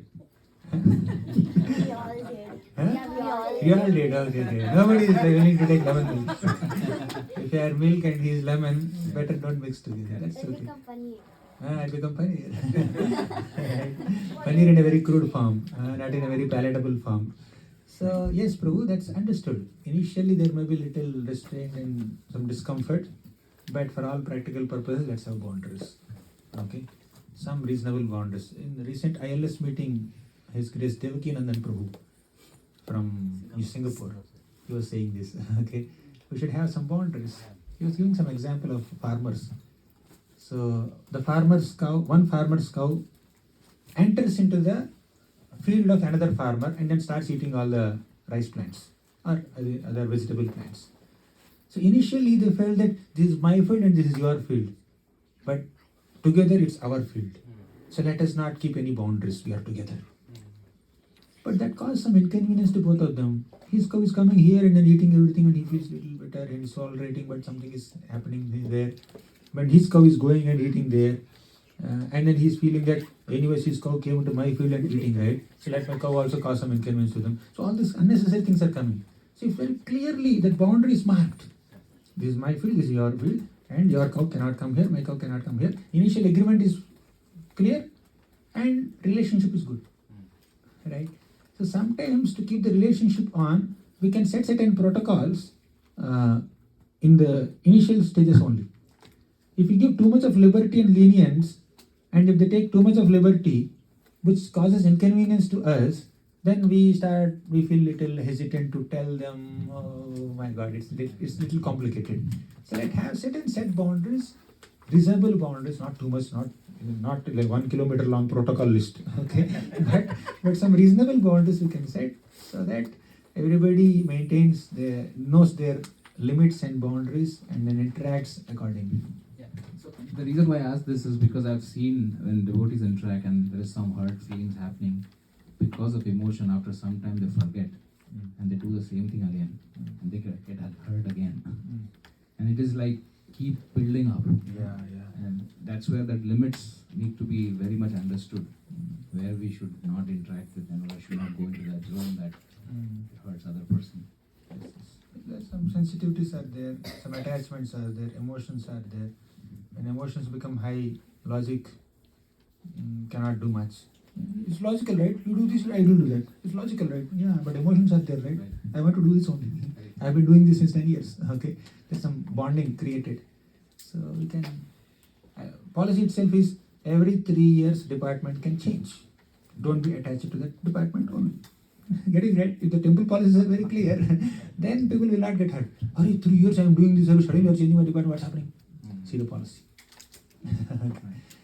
So, Yeah. And I think in this, just one more thing, I just wanted to reflect on this a little bit. What helped me personally was to not see anybody's actions as right or wrong, because we're not the person to judge that. But something which helped me a lot was to see that person's action as whether it is favorable or unfavorable to me. Whether that person is right or wrong, it is not my business. But something they're doing is not favorable for my nature of doing bhakti, I'll keep away from that. I think that keeps me away from offenses also quite a lot, or from judging other people. So that's what I was just wanted to see, if that's something which you have. Vaishnavism is beyond being right or wrong. Anyways, thank you. Bro, there is some question in the chat box. I'm seeing the Yes, laptop. that's right. Okay. There are 7 questions there. My God, 7 questions. Okay. And I also have some items. Okay. First question is, Green color.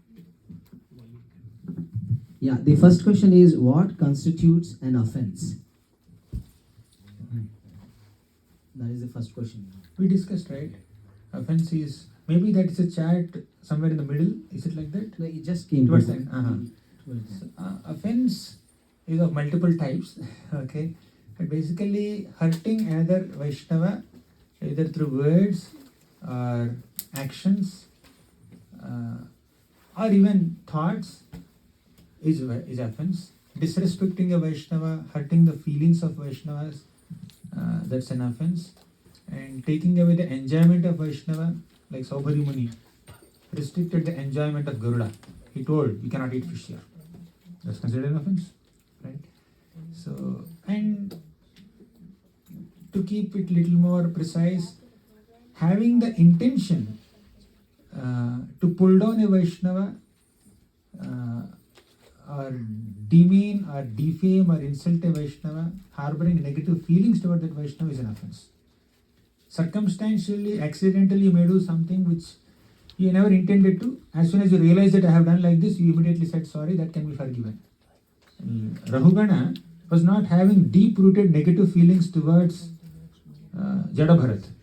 He just happened to consider him like an ordinary citizen, and then he like pushed him to carry his palanquin, and he was chastising him. Right? Nobody would just care so much for the ants and then inconvenience the king, right? So he was chastising. But as soon as he realized that he is a self-realized soul, he immediately fell at his feet. So that is fine. Unintentional offenses, when you realize, you beg forgiveness and you will be relieved. But intentionally harboring some negative feelings towards another Vaishnava is the greatest offense. Eventually, that negative feelings within will come as verbal expressions and physical actions also. We will do physical offenses and verbal offenses. The second one, I guess that is also answered. The question is, what is the criterion that classify an action as an offense? That is, yeah. Third one is, as practicing devotees, we live in a constant fear of Vaishnava Aparadha, which I feel is quite unhealthy. On the other extreme of the pendulum, we become quite callous and continue in an anti-Vaishnava way. Is there some qualifier for an action or speech to become an offense?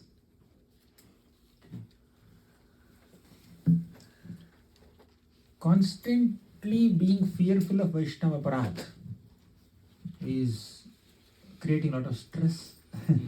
My God, I have to be very careful with this person. I can't be natural with this person.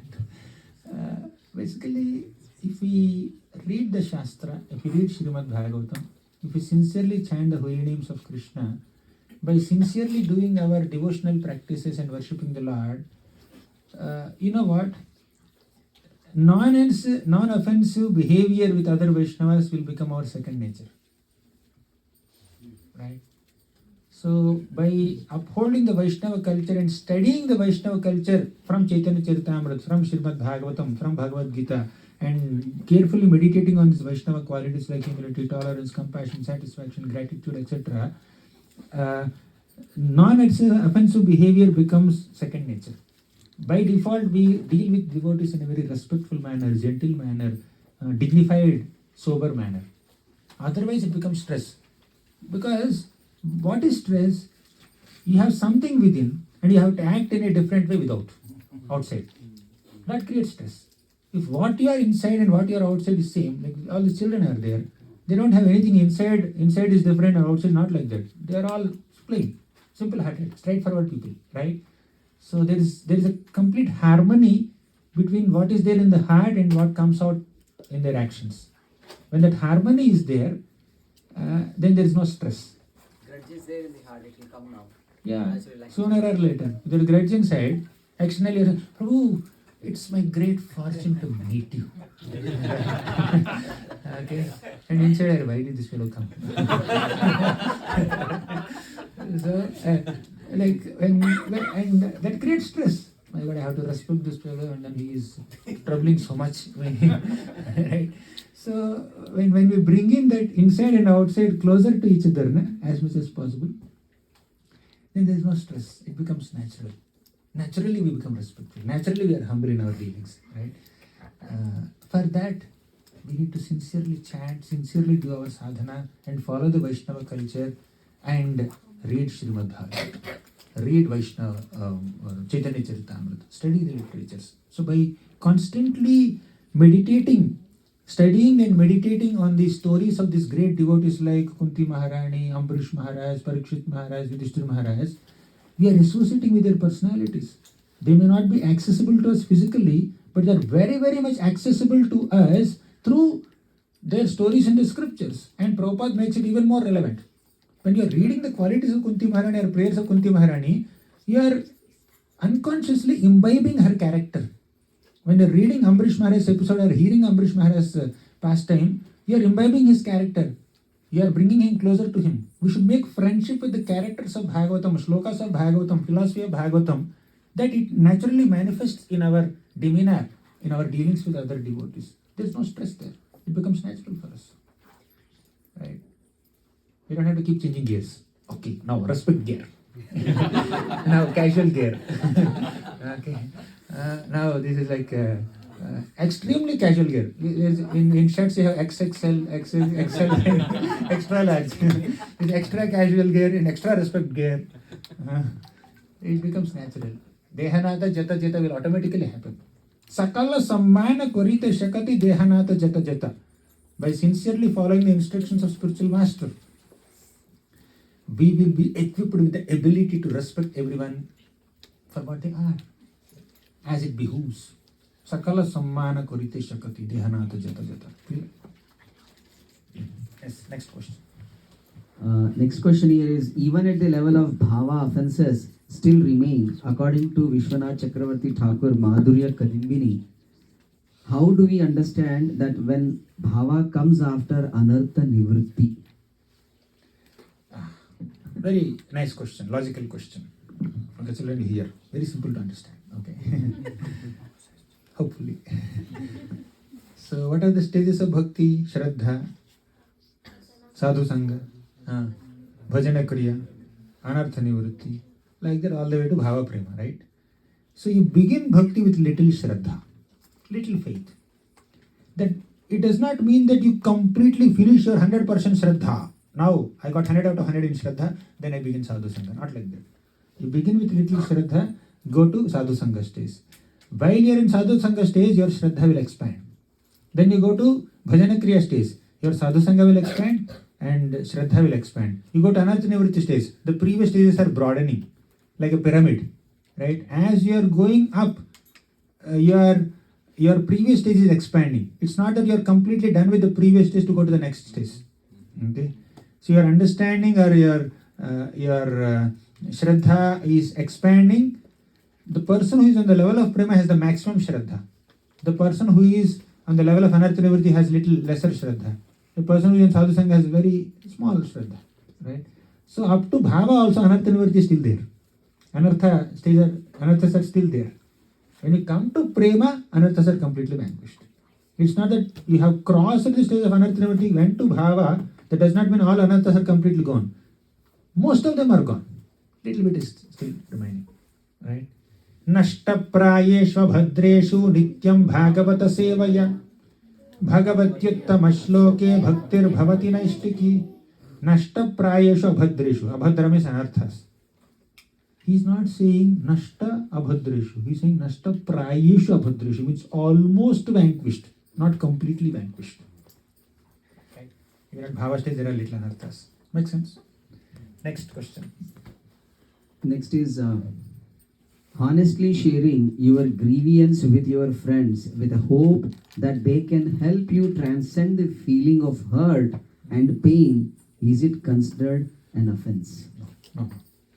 This comes under Guhyama Khyati Prachati. But I have an extension on that, Prabhu. Okay. On that name, on the pretext of it, I have 20 friends. No. That's gossip. That comes under gossip. Exactly. Okay. Exactly. So what is Guhyama Khyati Prachati and what is gossip is different. Yes. So the question is very clear. If you are going to a friend or a senior devotee or some mature devotee or someone who is in some role who can help you, give you some solution. So, and you are expressing your heart, your grievance. I am experiencing some this difficulty. with this person, can you please help me? Then he will do the needful. So to that degree, it is fine. Somebody have to express, right? That's what Vaishnava association is meant for. Like you share your heart, just like Kunti Maharani was feeling so pained by the treatment given by Dhritarashtra, Duryodhana, Dushyasan, Jaguni, etc. in Hastinapur. Once Akrura went to Hastinapur. Then Kunti Maharani went to Akrura and started pouring out her heart. I am undergoing so much difficulty. That is Guhimakiti Prachiti, not gossip. But if you take a mic and start announcing, okay, or put in WhatsApp status, or make a website blog, okay, this Vaishnava is like this, like this, like this. You put so much of blasphemy on the in public forum. That doesn't come under Guhimakiti Prachiti. Okay. Okay, next. The next one is sometimes our loyalty toward a relationship prevents us from seeing the fault of our friends. And doing that, we remain silent and not do the right thing.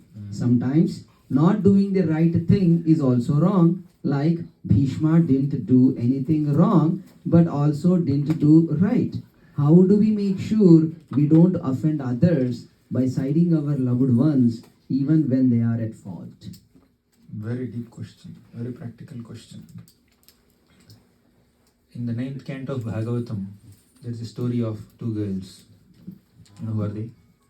Devayani and Sharmishta. Devayani is the daughter of Shukracharya. Sharmishta is the daughter of Vrishaparva. He is the king and he is a Brahmana. So they both were friends, but they had a conflict. When they went to take bath, their clothes were exchanged, and Sharmishta took the clothes of Devayani, and Devayani became furious, and Devayani took the clothes of Devayani did not take. So basically Devayani became very furious with Sharmishta. She said, "Your father depends on the blessings of my father. Every day your father falls at the feet of my father, and my father will give your father blessings. That's why you are surviving." And Sharmishta became instigated. She said, "Oh, you are calling me, my father, beggar of blessings? Your father is a beggar of remuneration, charity. My father is giving you charity, that's why you are maintaining yourself. So we are superior, we are superior." They had bitter quarrel. Their conflict is because of their clothes, and they brought their fathers.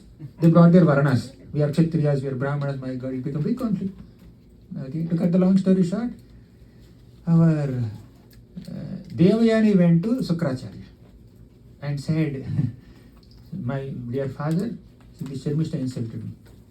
You know what Sukracharya did? He took Devayani to Vrishaparva and said, "Vrishaparva, the king, you satisfy my daughter."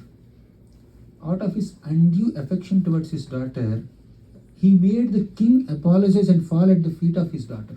She's very young, small. What Sukracharya was supposed to do, he was supposed to pacify the daughter and say, "Hey, don't worry, you should not take it so seriously, they're friends." You should somehow try to console her and then stop the question there, and maybe he could have personally spoken to Sharmishta or Vrishaparva, done something.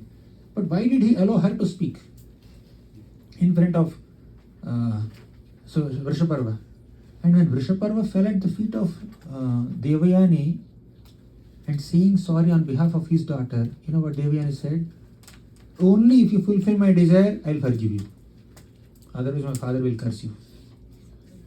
You know what was her desire? "When I get married, I want your daughter as my maid servant whole life." So, it's a long story, but Sukracharya, out of his undue affection towards his daughter, he troubled Vrishaparva so much. Yes, Sharmishta also did something wrong, but Devayani also did something wrong. And that's the quarrel between kids, children, younger ones. The older people who are more mature, they're supposed to control and then pacify and then come out with a simpler solution, right? But Sukracharya's undue affection towards his daughter made the situation more worse. And the princess, who is supposed to be like sitting on the throne along with another king, she became maid servant whole life. The friendship became enmity, lifelong enmity. So we cannot endorse the mistakes of people who are little close to us.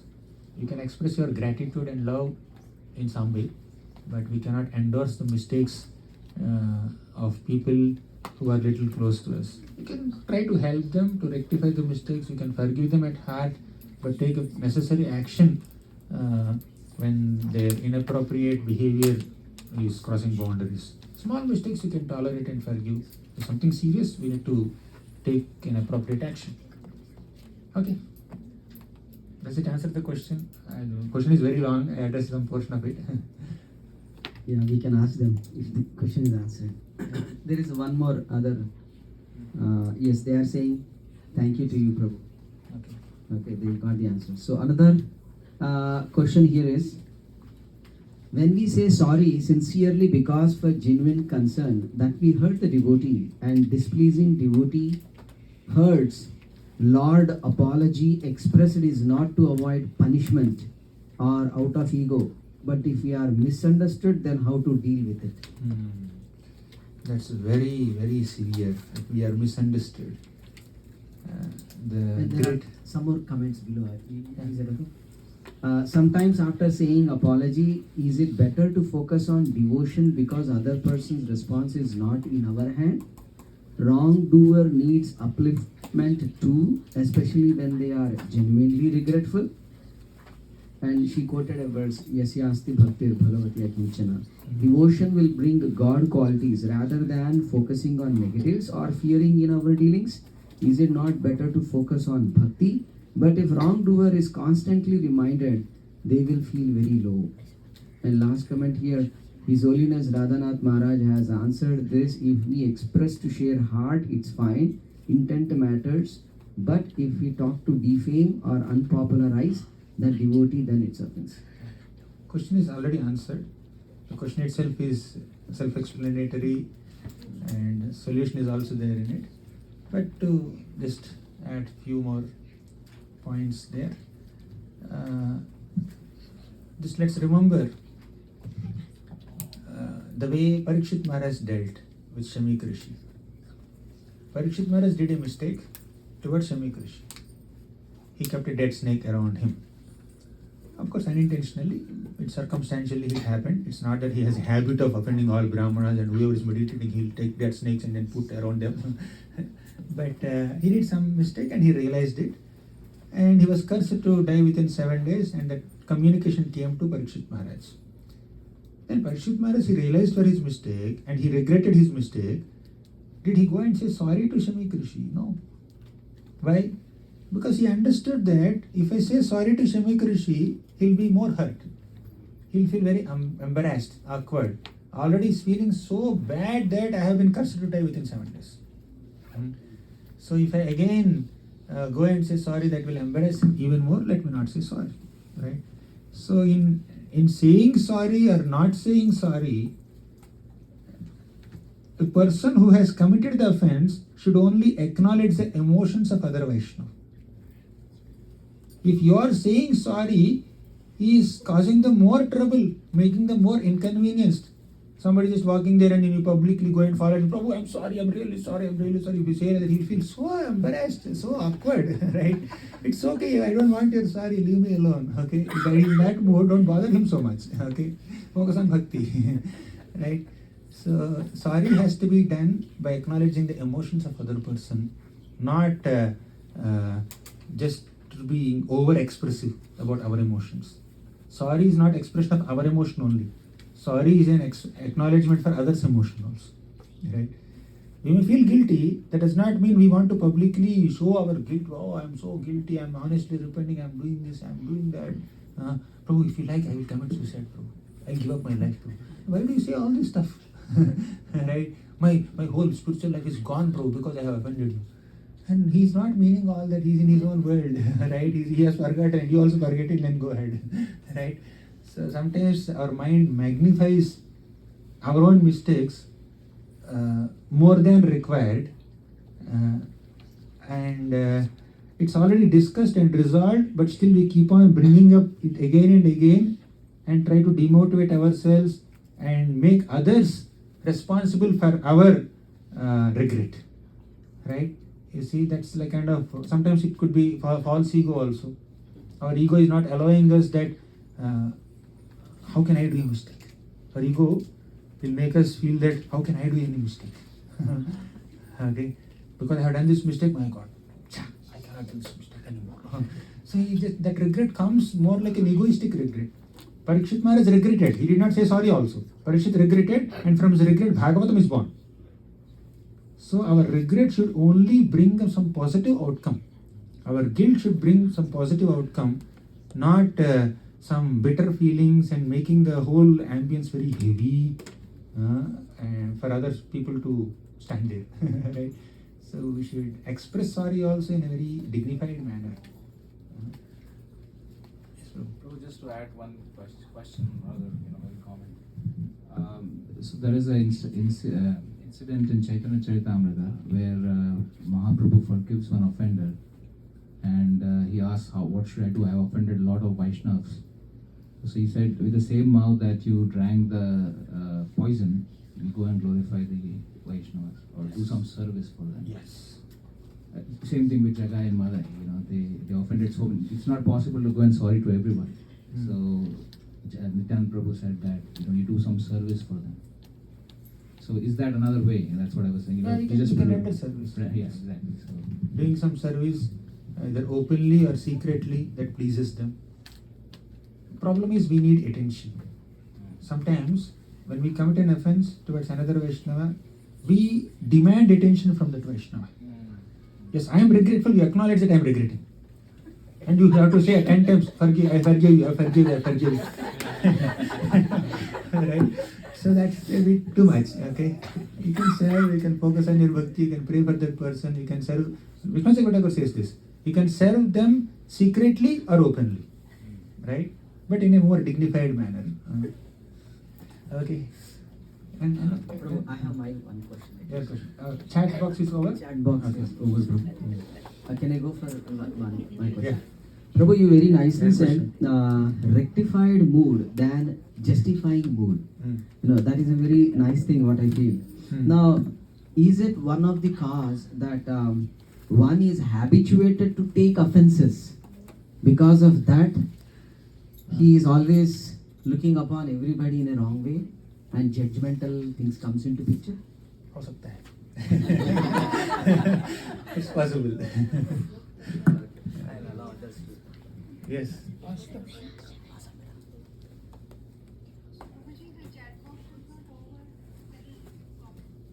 Somebody is saying something. Chat box is not over. That's what she said. Chat box is not over. After your question, they'll answer. Go Yeah, ahead. you ask first. Hare Krishna, Prabhuji. So my question is not related to this topic. So is it fine to be friends with kids who aren't devotees? Because at school I have many friends and they're not devotees. Is it fine to be friends with kids who are not devotees? Practical problem from a young student. Yes, Radhika, you have an answer to that question? No, I had the same question. Oh, you had the same question. And you also had the same question, Krishnangi? No, You have answer? I just want to know the answer. You want to know the answer? Someone wants to answer? Other kids, how are you managing? There are some 10-15 kids here. Okay. So, you can have friendship with them. No problem. But don't give them so much of liberty to pull you out of your Krishna conscious habits. Sometimes friends may pull us to do something which is not good for our own Krishna conscious life. So you should set the boundaries nicely. I will interact, I will study with you, I will sit next to you in the class. Right? You can have good friendships with them, no problem. You be nice to them. Your nice behavior to them may inspire them to come to bhakti also, who knows. But don't allow them to compromise on your Krishna consciousness. Somebody will come and say, I want to make friends with you. They'll sit next to you, and after that they'll say, is Krishna God? Why are you worshipping God? Right? Why are you eating vegetarian food? Why don't you come and eat chicken pizza with us? Then you have to be very careful. Right? Don't compromise on your Vaishnava principles, and you be nice to them. Okay? And after all, for all practical purposes, you need to be, friendly with your classmates also. Otherwise, we will be totally alienated. We'll be like an outcast there. Oh, you are a Krishna kid. Okay? In our school. Right? So, don't mingle with anyone. Okay? We can't be like that. We should have some social acceptance also. But in the name of having proper social acceptance, we should not compromise on our own core Vaishnava principles, so much so that we deviate from our path, getting attracted to their path. Be nice to them, be friendly with them.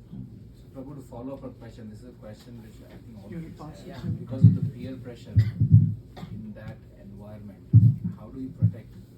How do you make sure that you don't get pulled into that? Hmm. They may not want to. Yeah, they may not want. It's just that we just get pulled in. Okay, other kids, you got the answer for her question? Yeah. Okay, now, next solution to what Prabhu said. Solution is one possibility. Okay, if they have good friendships with other children in the devotee community, that will kind of compensate for their need to have friends of their own age group. If he's the only devotee kid or she's the only devotee kid and no other kids to play amongst the devotee community, and they only have kids of their age group who are non-devotees, who are little not practicing bhakti, that becomes very too much. How long the daughter will play with only father? How long will the kid play with people who are 20, 30, 40 years older than them? Right? They need someone to play of their age. Now you see that 15 kids are there.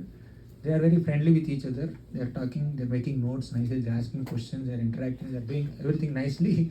So that friendship will protect them. You have friends at school with whom you study. You have friends in the satsang programs with whom you have Krishna conscious interactions. You chant together, you dance together, you play together. So you should have some Krishna conscious friends, so that friendship with other devotee kids will keep them alive in Krishna consciousness and protect them from all the non-devotional vibes in their schools and colleges. So that's why parents should make it a point that their children should interact with children of other devotees. Very, very important. It's very important. Because in At India- least once in a week, they should have gathering, once or twice in a week. In India, you have lot more ease to do that. Here, you have to. Not have sure. like- at least- well, rather I say, if you see a lot more children there, I would say. Here, you have to make a point that you definitely give them that association. Yes. Yes, Ishita, what's your concern? Like, how do you know if you're like getting bad association from friends? Because you might not know that you're going in the wrong direction. That's why please come back and report to your parents. What is the question? Repeat the question loudly, How do you Ishita. know if you're having bad association with your other friends that are not devotees? Because you might not know that you're doing something bad. Got the question? You should be loud enough. You should scream, yell, shout at the top of your voice. While playing, you are shouting and answering questions. Even in night, you are unable to hear you. Yeah. How will you know if you're having bad association with your non-devotee friends? Like when you're playing with them, you might like not know that you're doing something bad, or they're pulling you in a different direction. Okay, she's asking. I'll repeat the question. Thank you.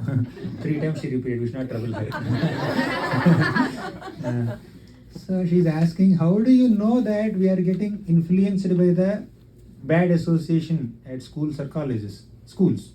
Yeah, 6th standard, right? School, okay. So how do we know that we are going in a bad direction? So my humble reply to that is, come back and report to your parents. So if something is happening at school, you may not narrate everything. They may not have time also.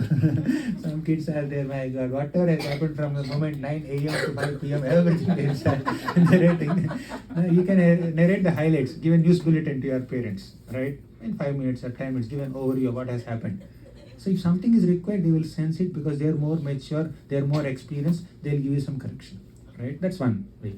Secondly, you should also test for yourself because you are a growing up kid, you are 10, 12, okay? Because you are growing up, you should also evaluate yourself. So my friendship with this person, is it inspiring me to study nicely or deviate from studies? Are they asking me to bunk college and bunk school and then go to movies? Right? So like we should also develop that intelligence and intuition and integrity to evaluate whether my friends' proposals or suggestions or company is distracting me from my own Krishna conscious culture or it's okay. So it's favorable to have good friends amongst the school circles, as long as that is helping you in your study. But there are some kids in the schools, they speak some foul language, they have some bad habits, so we should not get influenced by it, right? So you have some good friends. In any batch, there are some people who are little off, there are some people who are good. So we try to be with the bright kids, okay? And don't bring in their bad language or bad qualities, bad habits. Okay, if you are getting affected, then you should understand, and you should also report to your parents. If something is drastic, you should report.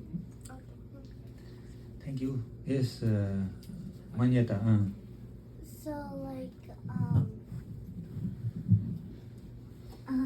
if like we do get into like some bad association with like some bad kids, like how can we like get rid of the association?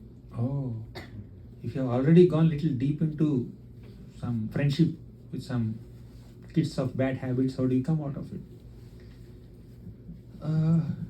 First, you should express it to your parents, to your teachers, especially parents. Okay. Or in your devotee community, you may be having some caretaker of children, right? Do you have some? Yeah, there is school. Yeah, we have Teachers, yeah. Sunday school, Vaishnava school, okay? Yeah, yeah. So you can express to your teachers, whoever is close to you, some Mataji, some Prabhuji, you can just express it, right? So, and try to detect it as early as possible and press Control Z. You understand Control Z? Undo. Undo. You try to immediately undo. Because when the weed is very small, you can pluck it out. When it becomes like a big plant, it's very difficult to uproot it. Okay? So you need to immediately detect it and report it to parents. Then they will try to rectify and try to maintain safe distance from such people, and also intensify your friendships with other devotees. You have so many good friends here. Krishnangi is there, Duti, Radha Duti is there, Radhika is there, and Aishta is there. Many other kids are there. You just have some good friendship with them. The more you associate with devotee friends, the more you can be saved from materialistic schoolmates. Right? You should immediately report it to them. They will suggest the right solution depending on the case, circumstance. And you should have determination. You should have a lot of determination and resolve to come out of the bad habits and be a Krishna conscious kid. Thank you. Okay, we'll conclude here. Chat box. Somebody Chat said box. chat Yeah, box. one question. Mataji wanted to ask.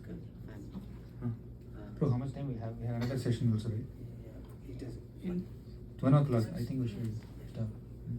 Sure. Thank you. I thank all the devotees who joined online also.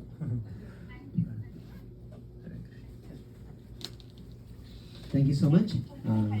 Hare Krishna. This is Gauranga. We have some couple of books over here. As it is being displayed over here, please let me know if you need anything, and I can explain.